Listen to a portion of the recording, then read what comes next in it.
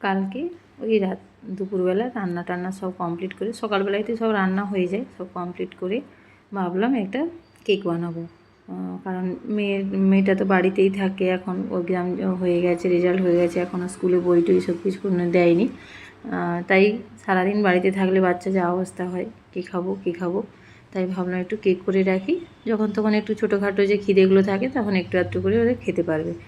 সেই জন্য এই যে কেক করতে বসেছি। আর বড় ছোটো মেয়ে ও তো মোটামুটি যা শুনেছে কেক করব, আমি কেক করব, আমি কোক করব, আমি উঠবো বসবো, ও এখন একটু একটু করে সব পুরো সেন্টেন্স বলতে পারে। এই যে তাই ও আমার সঙ্গে বসে বসে মানে কাজ করছে।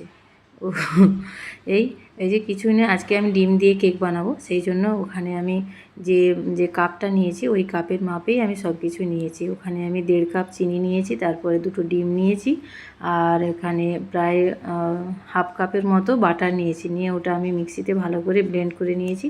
তারপরে ওই কাপেরই মাপে 3 কাপ ময়দা নিয়েছি, আর 1 টেবিল স্পুন ওটা আমি বেকিং পাউডার নিয়েছি, দিয়ে ভালো করে চেলে নিয়েছি। এর আগেও অনেকবার কেক বানিয়েছি, আমি আপনাদের সঙ্গে শেয়ার করেছি, তবে সেটা আমি ডিম দিয়ে করিনি, আমি দুধ দিয়ে বানিয়েছিলাম, বিনা ডিমের কেক বানিয়েছিলাম। আজকে জেবরা কেক বানাবো। তারপরে ওই যেটা ব্লেন্ড করে গেছিলাম সেটা দিয়ে ভালো করে ওটা একটা স্মুথ ব্যাটার বানিয়ে নিতে হবে, পরিমাণ মতো দুধ দিয়ে। এখানে প্রায় আমার 1 বাটি মতো দুধ লেগেছে। দিয়ে ভালো করে আমি ওটাকে মেখে নিয়েছি, আর একটু ভ্যানিলা এসেন্স দিয়েছি, দিয়ে ভালো করে ওটা আমি একটা ব্যাটার বানিয়ে নিয়েছি।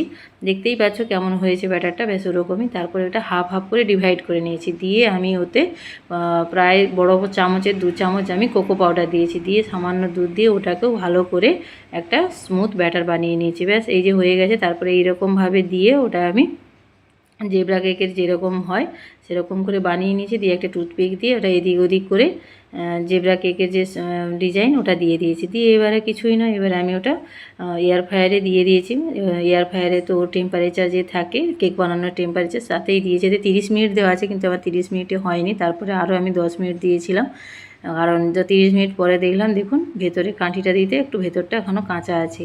পরে আমি আরও 10 মিনিট দিয়েছিলাম, দিয়েও আপনা আপনি বন্ধ হয়ে গেছিলো, ওভেনেই ছিল। পরে বিকেলবেলায় যে বের করে কেটেছি, খুবই সুন্দর হয়েছে। দেখছো কেকটা হয়ে পুরো ফেটে গেছে একদম উপরে, আর খুব সুন্দর হয়েছিল কেকটা, মিষ্টি টিষ্টি সব কিছু সুন্দরই হয়েছিল। চলুন তাহলে আজকে আসি এই পর্যন্ত, টাটা।